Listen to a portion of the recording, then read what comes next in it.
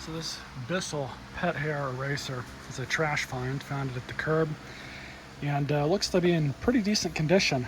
It was most likely thrown away because they clogged it. I already looked inside, pulled the hose down. You might be able to see it right there in the middle, some sort of pin or something. We'll deal with that if there's ever a service video on this, but in order to even get to that point, if it's worth fixing or not, I have to put a new cord in it. And you'll say, well, it's got to rewind. How do you do that? And the answer to that is very carefully. I've done replacement cords on rewind vacuums before. It's not a lot of fun. There's quite a few different steps to it, but hopefully we can do this one for a video and I can show you if it's worth you pursuing or not. Let's go ahead and get started. First thing we're going to do is just remove all of the modular parts from this. I don't know if all of this stuff has to come out, but makes it a little bit easier. Because typically with a lot of these newer vacuums, they're not made to be taken apart this far. So if you're tearing into your machine, make sure your machine's out of warranty, or maybe you lost the receipt and never registered it, but this will void your warranty if it is still under warranty. So please keep that in mind. Now, I've pulled a couple of these machines apart over the years, and I'm trying to remember some of the specifics on how I did that. But the first thing we got to do is pull off this cover that's kind of keeping everything sandwiched together. And for this, you have two screws that are there and there.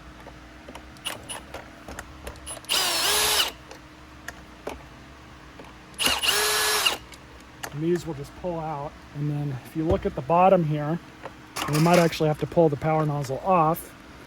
So you have 4 more screws. And in fact, I'm just going to go ahead and do that. We have a nut here at the back that I'll pull that off, and we should just be able to separate it. 8mm.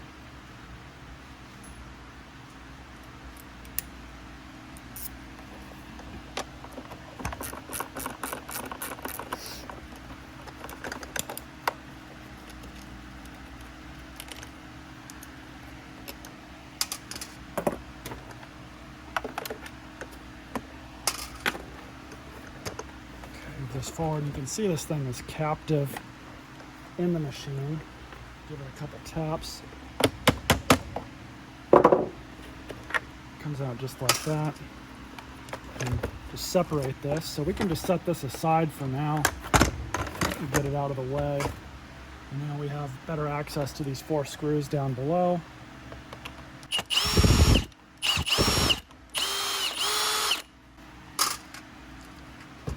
Let's see if there's any more screws hiding. That's good. Amazing.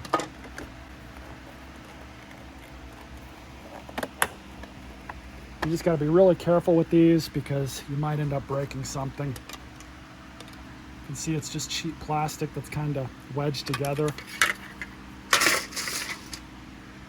So now we have better access to everything here.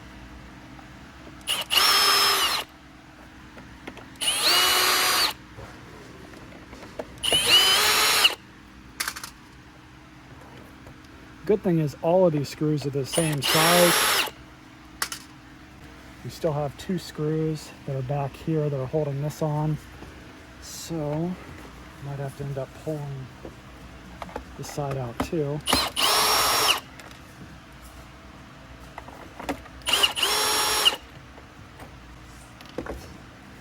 That's a good sign.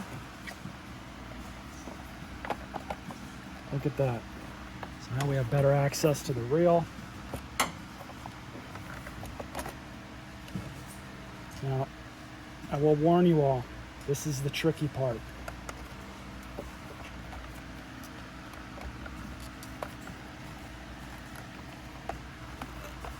What we're going to do is probably just disconnect both of these connections here. That'll allow us to completely remove this from the machine.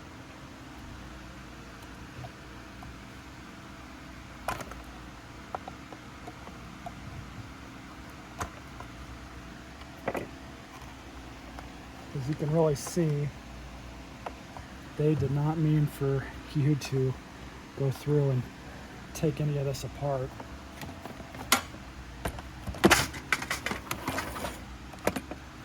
I'm just going to kind of leave it as is. Now this does not move around at all. You can't get them past this clip without cutting into things, so I'm just going to leave them as is. Hopefully we can take this apart.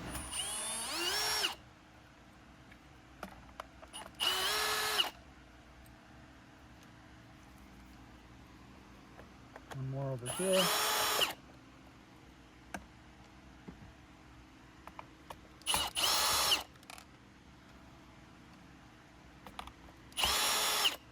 So we'll have to redo that. Yeah, these things are really annoying, but you just kind of got to work with them. And it looks like we've got clips.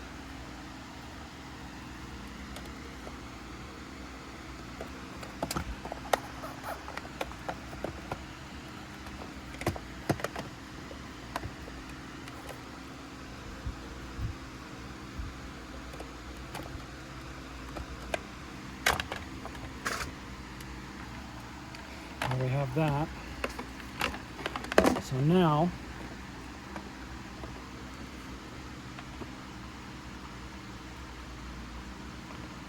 you can see that they have this thing built in. You don't want to mess with that at all if you can help it. But what we are going to have to do, pull that screw off. Probably have to pull off the other two.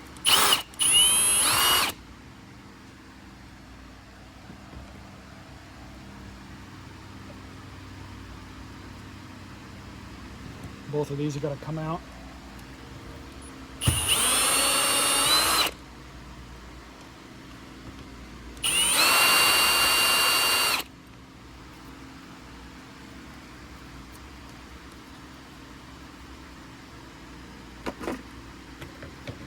That really leaves a lot of faith in their product, doesn't it? So I'm going to have to unsolder those, solder in these.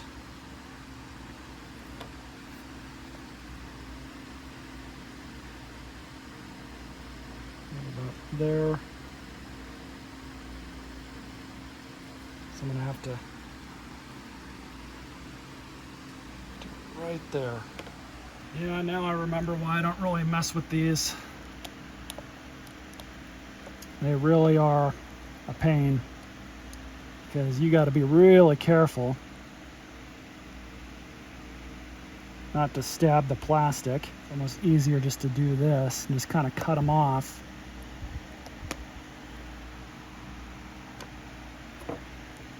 And then heat the rest of the solder up. Poke that hole back in it. Now that hole's out. So now we can hopefully wire in the new cord without too much fuss. All right, so replacing a cord in one of these is very, very annoying. And if you can get a used one, real and everything, that's actually makes this much easier. Because unfortunately, the way that they do this, it's really not meant to be taken apart.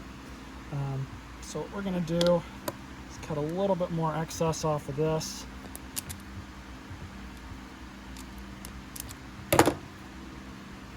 Now we are going to have to cut these wires again. It's not a big deal. But basically what you do, you just put it in just like that. Those two nubs will kind of keep it in place. Pull a little extra slack out. Rotate her around.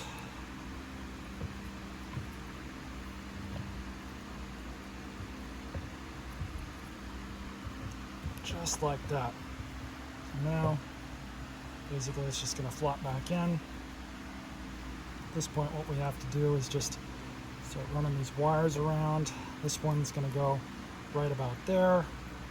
This one goes all the way up. Looks like we did cut it right, so that's good. Flop this on through best I can.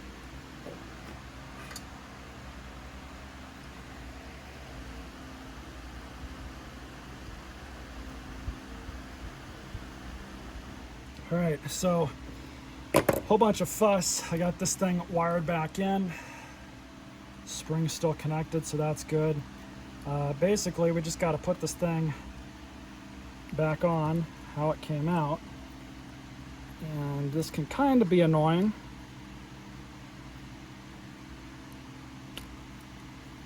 But it should only go back on one way, just like that. And then we can see the plastics are all lined up. Just going to use a normal screwdriver by hand.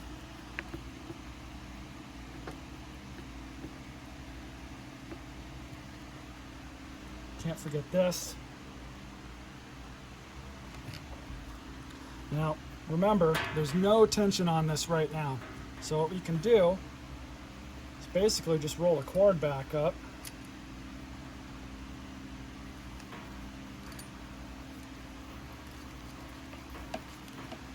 Of course, the trick now is hopefully we don't have too much cord on this reel. So now we get to kind of slop everything back in.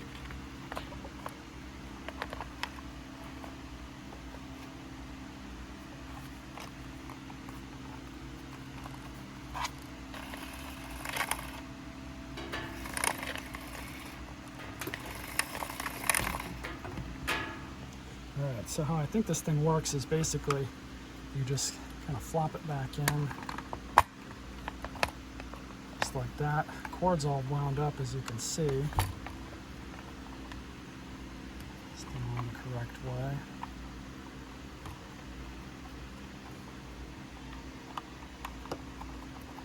Goes on just like that.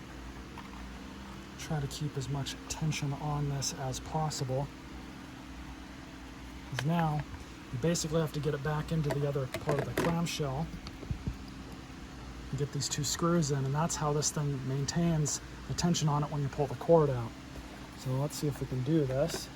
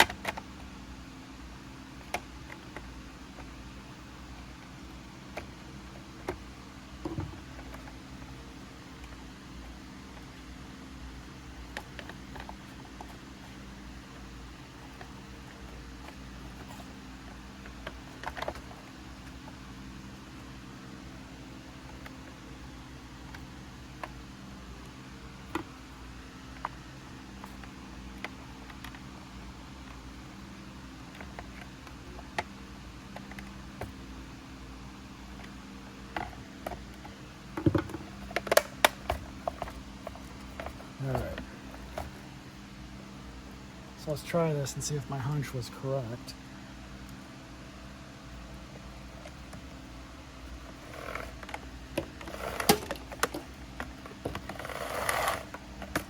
Should be tension on it.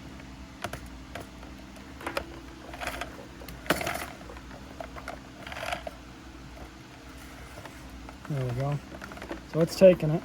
That's good. That's what we want. The one thing I can do to add a little bit more tension onto this is undo these screws, kind of pull it out, pull it apart again, and rotate that around maybe once or twice more, very carefully. I don't know how well y'all can see this. But this is basically what I'm doing. I loosened everything up one more time, got it around a half turn so far.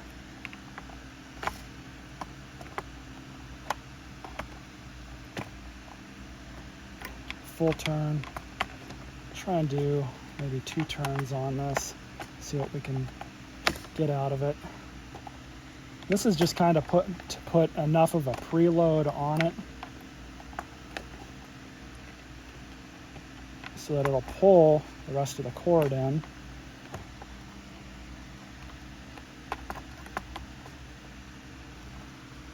That's good, that's good. I'll do one more spin.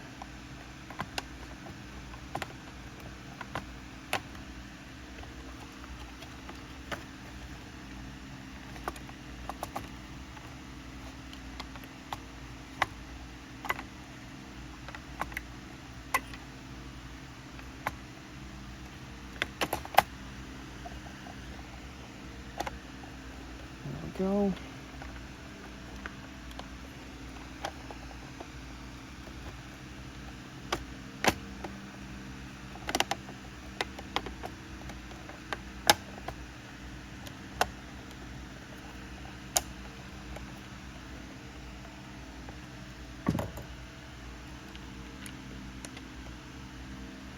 And that was at least 2.5 or 3 turns. We should be okay now.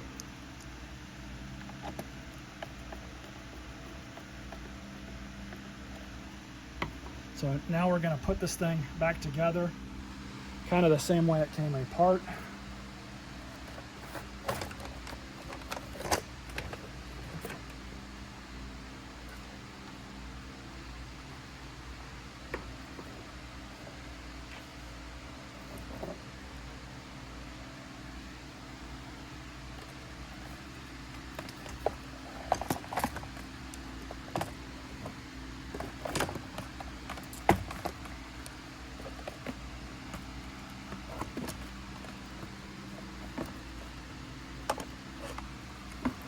It's basically just going to go back on kind of like this, but as I put it on, I just got to make sure that none of these wires bind up. But of course we've got to reconnect this before I go any further. Alright, so this is where we're at now. I'm just kind of slipping everything back in. I made sure to get those connectors right where they were supposed to go. Make sure you mark which ones go where. I didn't do that, but I think I got lucky enough that they were kind of bent in such a way with the brass connector on the winder itself, where the wires connect to, it was kind of bent in such a way that I knew where the brown one went, and I could see in the picture that I took that the white one was sticking straight up, but that brown one was just kind of offset and pushed back. So pretty sure I got it in right. I've got both the wires, that little notch back there, and we're just going to kind of slop this thing back together.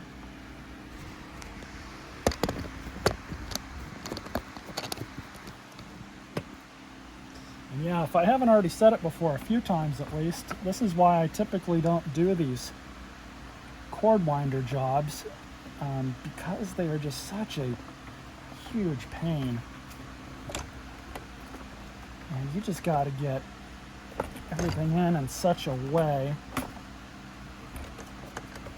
that it lines up. So I'm going to stick these 2 self-tappers back into the sides here, just so this thing does not fall apart.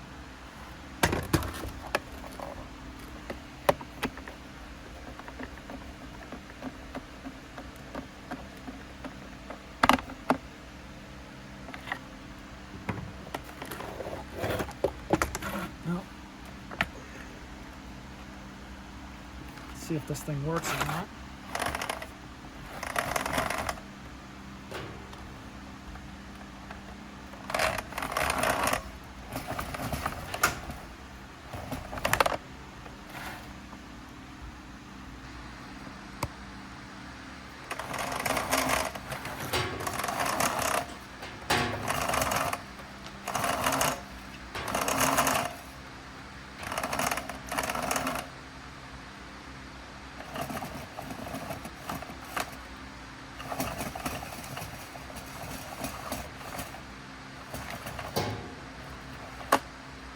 No, I'm happy with that. Works pretty much as advertised. So now I'm just going to pull out this clog here.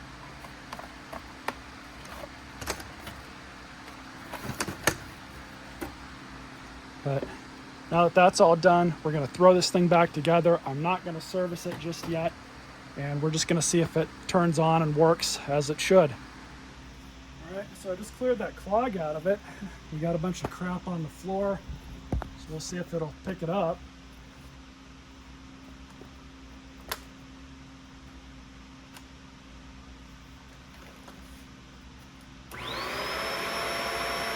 No blow-off valve now.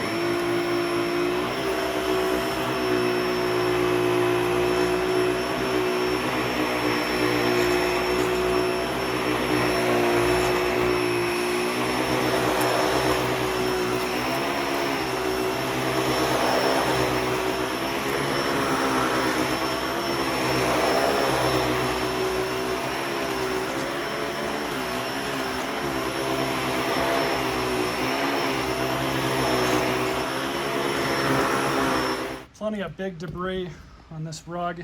See how it does. I've got it on the plush carpet setting.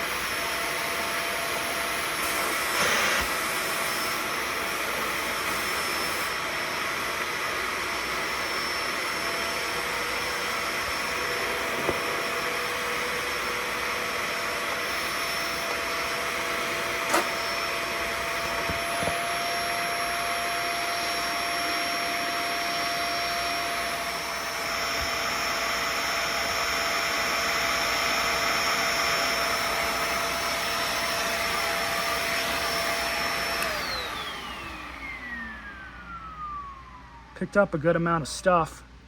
Let's go dump it. Hold the cord all the way out.